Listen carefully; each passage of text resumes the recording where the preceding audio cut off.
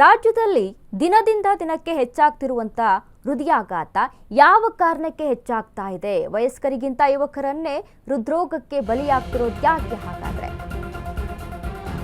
ರಾಜ್ಯದಲ್ಲಿ ದಿನದಿಂದ ದಿನಕ್ಕೆ ಹೆಚ್ಚಾಗ್ತಿರೋದು ಯಾಕೆ ಹೃದಯಾಘಾತ?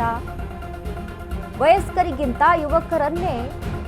ಯುವಕರೇ ಹೃದ್ರೋಗಕ್ಕೆ ಬಲಿಯಾಗ್ತಿರೋದು ಯಾಕೆ? ಜಿಮ್ಗೆ ಹೋಗಿ ಫಿಟ್ ಆಗಿದ್ದವರಿಗೆ ಹಾರ್ಟ್ ಅಟ್ಯಾಕ್ ಆಗೋದು ಯಾಕೆ? ಕಟ್ಟು ಮಸ್ತು ದೇಹ ಹೊಂದಿದ್ದವರಿಗೂ ಹೃದಯ ಕೈ ಕೊಡ್ತಿರೋದು ಯಾಕೆ? ಯುವಕರ ಜೊತೆ ಪುಟಾಣಿ ಮಕ್ಕಳ ಎದೆ ಬಡಿತವು ನಿಲ್ತಿರೋದು ಯಾಕೆ? 4 ವರ್ಷದ ಪುಟಾಣಿಗಳನ್ನ ಬಲಿ ಪಡೆಯುತ್ತಿದೆ ಹೃದ್ರೋಗ. ಅಶ್ವವೇಗ ಪ್ರಶ್ನೆಗೆ ಹೃದ್ರೋಗ ತಜ್ಞ ವಿಜಯಲಕ್ಷ್ಮಿ ಬಾಳೆಕುಂದ್ರಿ ಉತ್ತರವನ್ನ ಕೊಟ್ಟಿದ್ದಾರೆ.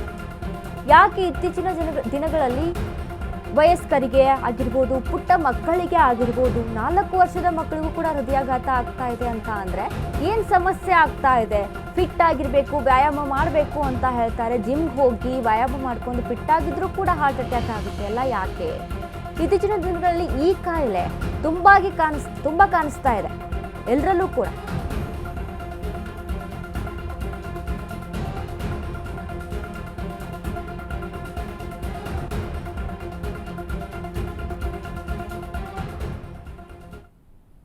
ನಾವು ನೋಡ್ತಾ ಹೋಗ್ತಾ ಇದೀವಿ, ಹೃದಯ ಸಮಸ್ಯೆಗಳಾಗಿರ್ಬೋದು, ಹೃದಯ ಕಾಯಿಲೆಗಳಾಗಿರ್ಬೋದು, ಹೃದಯಾಘಾತ ಆಗಿರ್ಬೋದು ಜಾಸ್ತಿ ಆಗ್ತಾ ಇದೆ.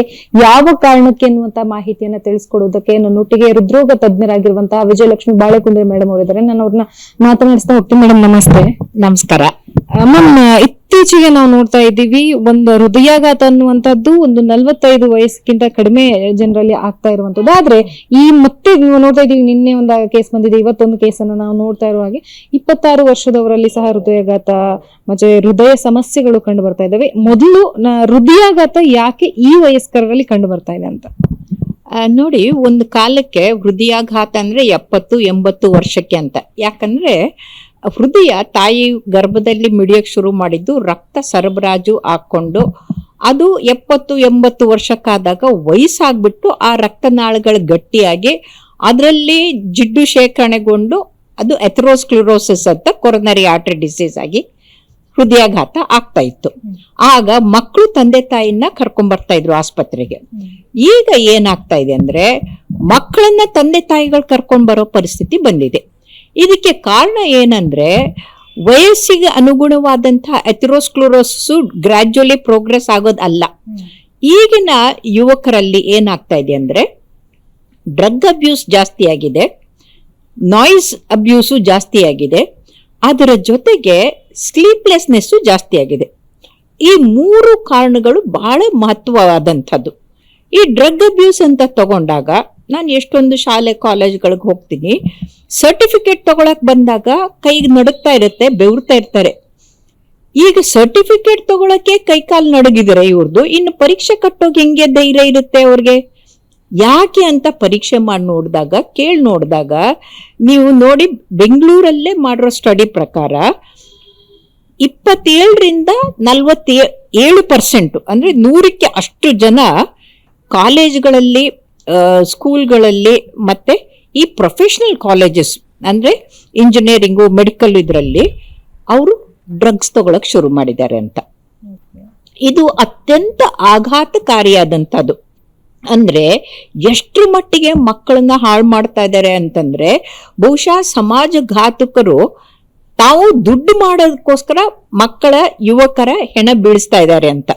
ಮೇಡಮ್, ಇತ್ತೀಚಿನ ದಿನಮಾನಗಳಲ್ಲಿ ಈ ಚೆನ್ನಾಗಿ ಎಕ್ಸರ್ಸೈಸ್ ಮಾಡಿರ್ತಾರೆ, ಚೆನ್ನಾಗಿರುವಂತಹ ಫುಡ್ ಗಳನ್ನ ತಿಂದ್ರು ಸಹ, ಅದರಲ್ಲೂ ಜಿಮ್ಗೆ ಹೋಗುವಂತರಲ್ಲೂ ಸಹ ಈ ಹಾರ್ಟ್ ಅಟ್ಯಾಕ್ ಅನ್ನುವಂಥದ್ದು ಕಂಡು ಬರ್ತಾ ಇದೆ. ಯಾಕೆ? ಯಾಕಂದ್ರೆ ಹೆಲ್ದಿ ಆರಾಮಾಗಿದ್ರು ಈ ಹಾರ್ಟ್ ಅಟ್ಯಾಕ್ ಅನ್ನುವಂಥದ್ದು ಹೆಚ್ಚಾಗಿ ಆಗ್ತಾ ಇರುವಂತದ್ದು. ಇದು ಬಹಳ ಒಳ್ಳೆ ಪ್ರಶ್ನೆ ನೀವು ಕೇಳಿದ್ದು, ತುಂಬಾ ಒಳ್ಳೇದಾಯ್ತು. ಯಾಕೆ ಅಂತಂದ್ರೆ ಜಿಮ್ಗೆ ಹೋಗ್ಬಿಟ್ರೆ ನಾವು ಗಟ್ಟಿ ಆಗ್ತೀವಿ, 6 ಪ್ಯಾಕ್ಸ್ ಬರುತ್ತೆ ಅಂತ ಹೋಗ್ತಾರೆ. ಆದ್ರೆ ಅಲ್ಲಿ ಎನರ್ಜಿ ಡ್ರಿಂಕ್ ಕುಡಿತಾರೆ.